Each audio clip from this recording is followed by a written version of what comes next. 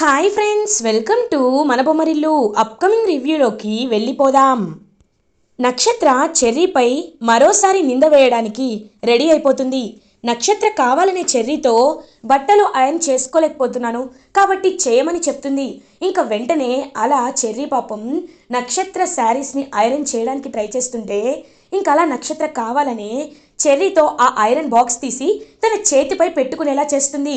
వెంటనే అరుస్తూ వచ్చి డాడీ, మమ్మీ అందరూ రండి అని ఏడ్చుకుంటూ వస్తుంది నక్షత్ర. ఒక్కసారిగా ఫ్యామిలీ మెంబర్స్ అందరూ హాల్లోకి వస్తారు. ఏమైందమ్మా నక్షత్ర అని అడుగుతారు శరత్చంద్ర. డాడీ చూసారా డాడీ, నేను ఏమీ అనలేదు డాడీ. బావా ఐరన్ చేసుకోవాలి, కాస్త ఐరన్ బాక్స్ ఇవ్వు అన్నాను అంతే. నేను పనిలో ఉన్నప్పుడు నన్ను డిస్టర్బ్ చేస్తావా అని నా చేతిపై వాత పెట్టాడు అని అంటుంది నక్షత్ర. ఒక్కసారిగా చెర్రీ షాక్ అయిపోతాడు. ఫ్యామిలీ మెంబర్స్ అందరూ స్టన్ అయిపోతారు. వెంటనే ఇంకా అపూర్వ చూస్తూ ఉంటుంది. అంటే నీ కొడుకు నా కూతురికి వాత పెడతాడా? అయినా చెర్రీ కాడికి బుద్ధి ఉండాల్సింది. తనని కన్నాడే వాళ్ళ నాన్న, ఆయనకి బుద్ధి ఉండాలి. మా ఇంట్లో పడి 25 ఏళ్ల నుండి తింటున్నాడు, అయినా విశ్వాసం లేకుండా నా కూతుర్నే బోధ పెడుతున్నారు అని ఇండైరెక్ట్గా కృష్ణప్రసాద్ని అవమానిస్తూ ఉంటుంది అపూర్వ. అపూర్వ అని గట్టిగా అరుస్తారు కృష్ణప్రసాద్. ఒక్కసారిగా అందరూ షాక్ అయిపోతారు. నోరుంది కదా అని నోటికొచ్చినట్టు మాట్లాడితే ఇక్కడ చూస్తూ ఊరుకునే వాళ్ళు ఎవ్వరూ లేరు. అయినా నా పెంపకం గురించి మాట్లాడుతున్నారు. మీ పెంపకం గురించి మీకు తెలుసని నాకు బాగా తెలుసు. ఎవరు వంకర బుద్ధితో ఉంటారో, ఎవరు వంకర ఆలోచనలతో ఉంటారో ఈ కుటుంబంలో అందరికీ తెలుసు తెలుసు అపూర్వ గారు అని అంటాడు కృష్ణప్రసాద్. అప్పుడే అక్కడికి శరత్చంద్ర వచ్చి, కృష్ణప్రసాద్ నీకెంత ధైర్యం ఉంటే నా భార్యని హంతో మాట అంటావా? అయినా వంకర బుద్ధి ఉన్నది మాకు కాదు, నా కూతురికి కాదు, నీకు నీ కొడుకు చెర్రీకి. మీ ఇద్దరు వంకర బుద్ధి వల్లే నా కుటుంబం నాశనమైంది. అప్పుడు శోభ చనిపోయిందనే బాధలో ఉన్నాను కాబట్టి నా చెల్లెలు మీరాని నువ్వు పెళ్లి చేసుకున్నా ఏమీ అనకుండా దయ తలిచి నిన్ను వదిలేశాను. కానీ నువ్వేం చేశావు? ఏం చేశావు? ఇన్ని రోజులు ఇల్లరికం ఉంటూ ఈ ఆస్తిలో ఒక భాగమయ్యి నా నా ఆస్తి కోసమే నా చెల్లెల్ని పెళ్లి చేసుకోలేదా? నీకు మొదటి పెళ్ళయిందని చెప్పడం మర్చిపోయావా అని ఇంకా శరత్చంద్ర కావాలని మాట్లాడుతూ ఉంటారు కృష్ణప్రసాద్తో. అవునాన్న, మీరు చెప్పింది కరెక్టే. మావయ్య ఆస్తి కోసమే ఈ ఇంటికి వచ్చారు. మీ దృష్టిలో అలా పడేలా చేసింది ఎవరో నాకు తెలుసు తెలుసు కాబట్టే ఇప్పుడు చెప్తున్నాను నాన్న. ఒక్క మాట వినండి.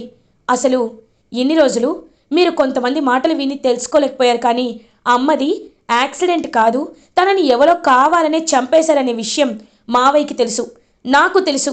కానీ మీకు ఇప్పుడు నేను చెప్తేనే తెలుస్తుంది అని అంటుంది భూమి. ఒక్కసారిగా అపూర్వ, నక్షత్ర అండ్ ఫ్యామిలీ మెంబర్స్ అందరూ షాక్లో ఉండిపోతారు.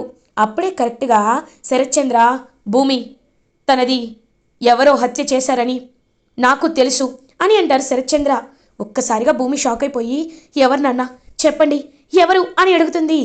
ఎవరో ఒక ఆడది, కానీ తను ఎవరో తెలీదు.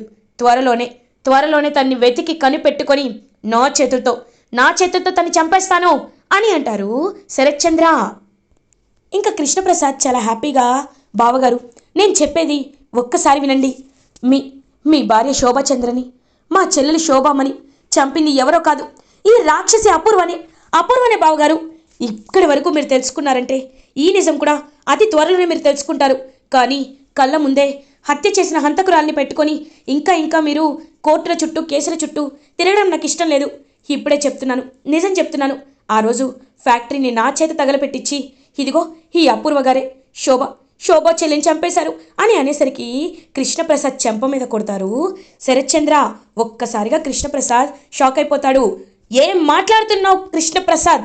నోరు అదుపులో పెట్టుకొని మాట్లాడు. నా అపూర్వ గురించి అన్ని మాటలు అంటావా?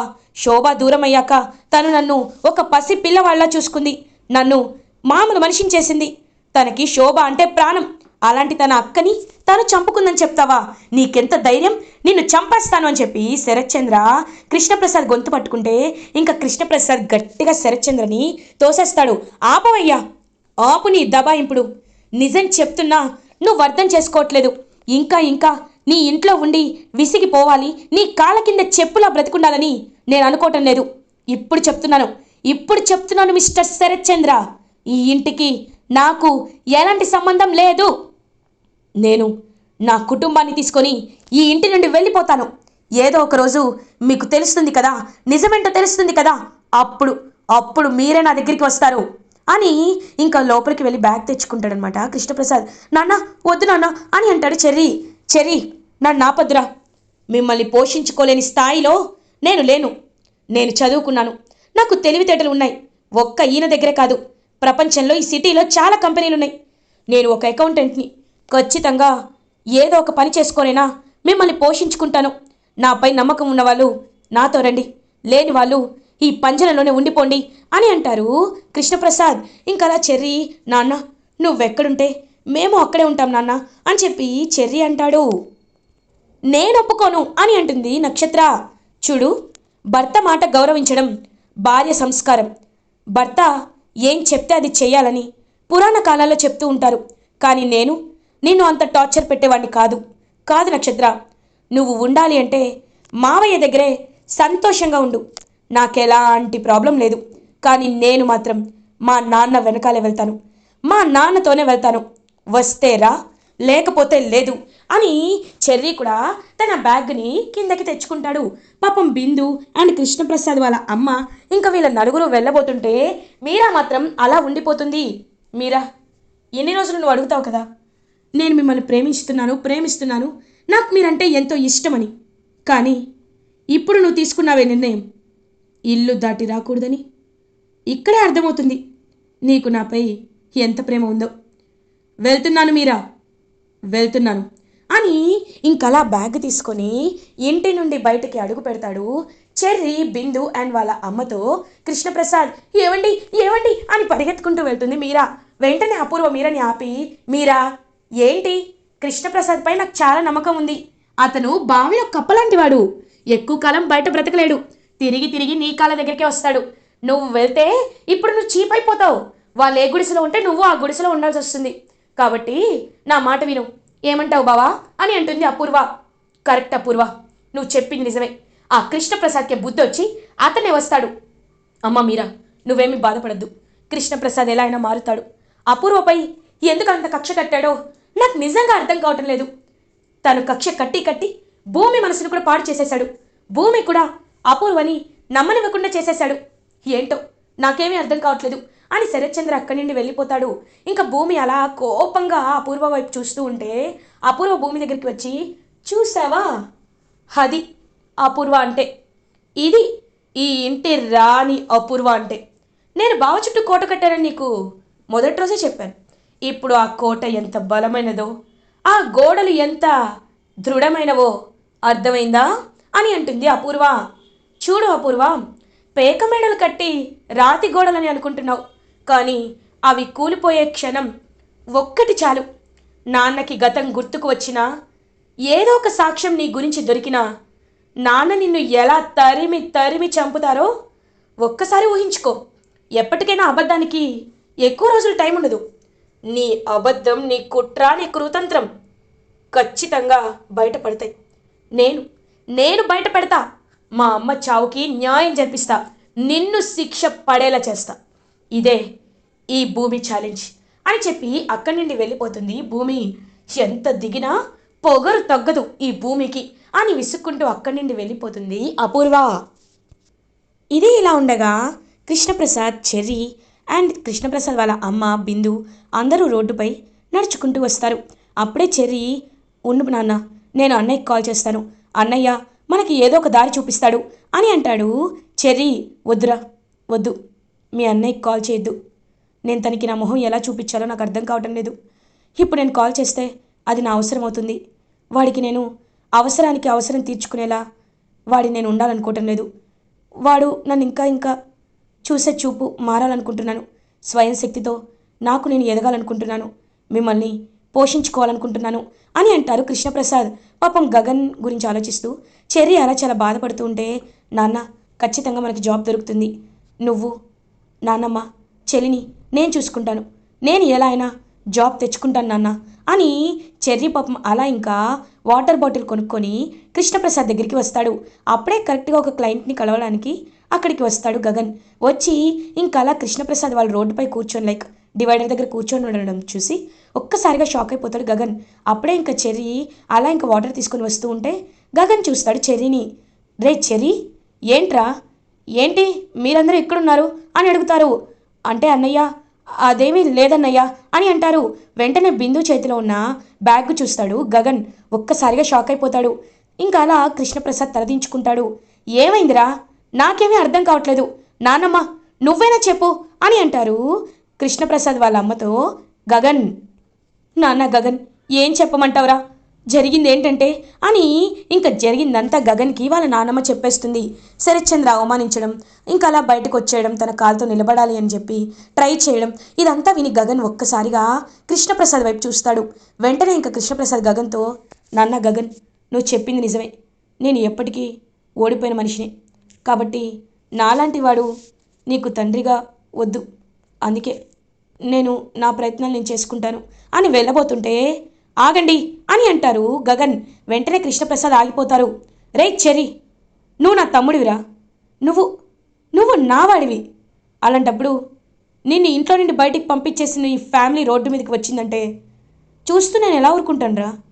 నువ్వు నా తమ్ముడివి, కాబట్టి నువ్వు నీ కుటుంబం అని కృష్ణప్రసాద్ వైపు చూస్తూ నాతోనే ఉండాలి, రండి ఇంటికి వెళ్దాం అని చెప్పి ఇంకలా బ్యాగ్ తీసుకొని కార్ ఎక్కిస్తూ ఉంటాడు గగన్. ఒక్కసారిగా కృష్ణప్రసాద్ గగన్ని హక్ చేసుకుంటాడు. ఇంకా ఏం మాట్లాడకుండా ఉంటాడు గగన్. థ్యాంక్స్ రా నాన్న అని పాపం కృష్ణప్రసాద్ అలా చూస్తూ ఉంటే ఇంకలా గగన్ అయితే కృష్ణప్రసాద్ చెర్రీ వీళ్ళందరినీ ఇంటికి తీసుకొస్తాడు. అప్పుడే కరెక్ట్గా శారద ఇంకలా పూజ చేసుకుంటూ ఉంటే ఇంకా కృష్ణప్రసాద్ అడుగు పడినట్టు అనిపిస్తుంది శారదకి. ఇదేంటి, నాకేదో తెలియకుండా నాకేదో మంచి జరుగుతుంది అనిపిస్తుందని చెప్పి అలా ఇంకా చూస్తూ ఉంటుంది. చూసేసరికి అక్కడ కృష్ణప్రసాద్, చెర్రీ, బిందు అందరూ నడుచుకుంటూ అలా ఇంకా వస్తారు. వాళ్ళందరినీ చూసి ఒక్కసారిగా షాక్ అయిపోతుంది శారద. ఇంక వెంటనే గగన్ నువ్వు ఆయన ఇంటికి తీసుకురావడం నాన్న అని అంటుంది. జరిగిందంతా నీకు చెర్రీ చెప్తాడమ్మా అని చెప్పి రూమ్లోకి వెళ్ళిపోతూ, ఇది మీ ఇల్లే అనుకోండి, రే చెర్రీ నేను నీకు జాబ్ ఇస్తాను, రేపటి నుండి నువ్వు నా జాబ్కి వచ్చేసి, నువ్వు నా కంపెనీకి వచ్చేసి నీకు మంచి జాబ్ ఇస్తాను, సరేనా? ఈ వయసులో కొత్తగా జాబ్ ట్రయల్స్ చేయడం వాళ్ళకి మంచిది కాదు, ఆ విషయాన్ని చెప్పు. నీకు నేను జాబ్ ఇస్తాను కాబట్టి నీ ఫ్యామిలీకి ఇంకేమీ అక్కర్లేదు అని చెప్పి గగన్ ఇండైరెక్ట్గా కృష్ణప్రసాద్కి చెప్పి అక్కడి నుండి తన రూమ్లోకి వెళ్ళిపోతారు. ఇంకా పాపం చెర్రీ అలా శారద దగ్గరికి వచ్చి శారద కాళ్ళపై పడతాడు. చెర్రీ ఏంట్రా ఇది అని అడుగుతుంది. పెద్దమ్మ, నిజంగా నువ్వు గగనన్నయ్యని నిలువెత్తు సంస్కారంతో పెంచావు. గగనన్నయ్యది చాలా విశాలమైన హృదయం. తనకి నాన్న ఎంత అవమానించిన చిన్నప్పుడే తన్ని రోడ్డు మీద వదిలేసిన నాన్నని ఆ సిచ్యువేషన్లో అన్నయ్య చూడలేకపోయాడు. తన ప్లేస్లో ఎవరున్నా కనీసం పట్టించుకునేవాళ్ళు కాదు. కానీ అన్నయ్య ఇంటికి తీసుకొచ్చాడు. అది మా గగనన్నయ్య అంటే. అలాంటి అన్నయ్యని కన్నా నీకు ఎన్ని థ్యాంక్స్లు చెప్పినా తక్కువే అని కన్నీళ్ళు పెట్టుకుంటాడు చెర్రీ. చెర్రీ ఎందుకు అలా అంటావు? మనం మంచి చేస్తే ఎప్పటికైనా మంచి మనకి ఎదురొస్తుంది. మనం చెడు చేస్తే ఎప్పటికైనా చెడు పాపం వెంటాడినట్టు వెంటాడుతుంది. సరే వెళ్ళి ఫ్రెష్ అయ్యండి. ఏమండి అత్తయ్య, అమ్మ బిందు, ఇది నీళ్ళే అనుకోమ్మా, వెళ్ళి ఫ్రెష్ అయ్యండి, మీకు టిఫిన్ ఇస్తాను అని చెప్పి పాపం అలా ఇంకా వంటగదిలోకి వెళ్తుంది శారదా. ఇది ఇలా ఉండగా నైట్ అవుతుంది. శారద అలా ఇంకా బాల్కనీలో కూర్చుంటే కృష్ణప్రసాద్ శారద దగ్గరికి వస్తారు. శారదా అని అంటారు. శారద వెళ్ళిపోబోతుంటే, ఒక్క నిమిషం శారదా, ఎందుకు వెళ్ళిపోతున్నావు అని అడుగుతారు. మీతో మాట్లాడడం నాకు ఇష్టం లేదు అని అంటుంది. శారదా ఒకటి చెప్పనా, విధి చాలా విచిత్రమైంది. నేను మిమ్మల్ని నడి రోడ్డు మీద వదిలేసినా నన్ను గగన్ ఇంటికి తీసుకొచ్చాడు. వాడికి నేను ఎప్పుడూ తండ్రిగా లేను, కానీ వాడు నన్ను కొడుకులాగే ఆదుకున్నాడు. కానీ విధి గురించి చెప్తున్నాను కదా, రేపేంటో గుర్తుందా? రేపు మన పెళ్లి రోజు శారదా. మన పెళ్లి రోజే మళ్ళీ నేను నిన్ను కలవడం, మనిద్దరం ఒకే ఇంట్లో ఉండడం నిజంగా చాలా చాలా సంతోషంగా, చాలా యాదృచ్ఛికంగా ఉంది అని అంటారు కృష్ణప్రసాద్. ఒక్కసారిగా శారద కృష్ణప్రసాద్ వైపు చూస్తూ ఉంటుంది. మీకు ఇంకా ఆ విషయం గుర్తుందా అని అడుగుతుంది. ఎందుకు గుర్తులేదు? నాకు మనకి సంబంధించిన ప్రతి విషయం గుర్తుంది. కానీ చెప్పాను కదా, నా తలరాత వల్ల మీరు ఆయన పెళ్లి చేసుకోవాల్సి వచ్చింది అని అంటారు కృష్ణప్రసాద్. మావయ్య, ఏది ఎలా జరిగినా ఇప్పుడు రేపు మీ ఇద్దరి పెళ్లి రోజు కదా, మీరు సంతోషంగా ఉండాలి అని భూమి గొంతు వినపడుతుంది. అటుగా చూస్తే అక్కడ భూమి, అత్తయ్య, మావయ్య, మీరిద్దరూ ఇలా కలిసి ఉండడం నాకు నిజంగా చాలా చాలా సంతోషంగా ఉంది. రేపు మీ పెళ్లి రోజు కాబట్టి ఇద్దరికి గ్రాండ్గా పెళ్లి రోజుని జరిపించాలి, కేక్ కటింగ్ చేయించాలి అని నవ్వుతూ ఉంటుంది భూమి. అమ్మ భూమి, వద్దమ్మా, గగన్ మనసుని నేను బాధ పెట్టాలనుకోవటం లేదు అని అంటుంది శారద. అత్తయ్య, గగన్ బావ గురించి వదిలేయండి, నేనున్నాను కదా, బావని నేను ఒప్పిస్తాను. ముందు మీరిద్దరూ రేపు గుడికి వెళ్ళాలి, రెడీగా ఉండండి అని చెప్పి భూమి నవ్వుతూ అక్కడి నుండి వెళ్ళిపోతుంది. ఇది ఇలా ఉండగా మార్నింగ్ అవుతుంది. ఇంకలా శారద కృష్ణప్రసాద్ ఇద్దరు కలిసి గుడికి వెళ్తారు. అప్పుడే ఇంకా గగన్, అమ్మా ఎక్కడికి అని అడుగుతారు. నాన్న గగన్, గుడికి వెళ్దాం రారా అని చెప్పి ఇంకలా గగన్ని కూడా గుడికి తీసుకువెళ్తుంది శారద. ఇంకప్పుడే అదే గుడికి భూమి కూడా వస్తుంది. ఒక్కసారిగా భూమిని చూసి షాక్ అవుతాడు గగన్. నువ్వేంటి ఇక్కడ అని అడుగుతారు. ఏ, నేను రాకూడదా, ఇది గుడండి అని అంటుంది భూమి. తెలుసు అని అంటారు గగన్.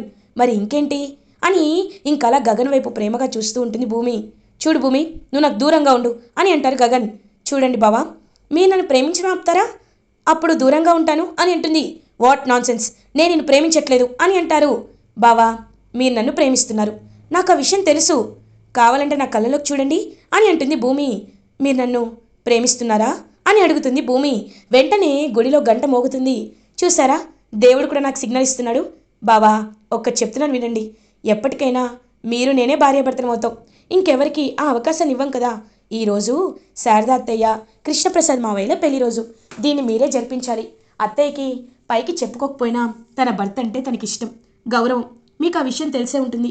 కాబట్టి చాలా ఏళ్ళ తర్వాత జరుపుకుంటున్న పెళ్లి రోజుని మీరే మీ చేత్తో చేస్తే అత్తయ్య సంతోషంగా ఉంటుంది, లేకపోతే అత్తయ్య బాధపడుతుంది.